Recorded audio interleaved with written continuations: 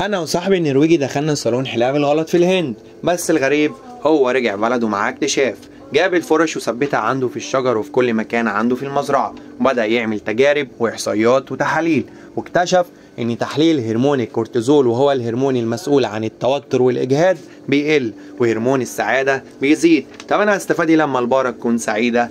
لبن عنده زاد بمقدار 3 ل 4 لتر في اليوم. طور الكلام وربطها بسنسور وطاقة كمان، وده عشان وقت ما يحب ان هو يلاقي الامان يروح لبقرة الحب والحنان. واكتشف ان عجل التسمين بيزيد 100 جرام في اليوم بعد استخدام الفرشة الدوارة. وانت يا فنان بتقول لي دي رفاهية واي كلام؟ يا اخي ركز في الكلام، ده اقتصاد يا مان. راحة اكتر، تحويل اكتر، لبن اكتر، لحمة اكتر، فلوس اكتر. يلا بينا نطور شغلنا ونبدأ نصنعها عندنا، ولا اقول لك يبقى اشتريها مننا. اسيبك مع وحش التسمين، يمكن يقولك هو واخد هرمون ولا فيتامين.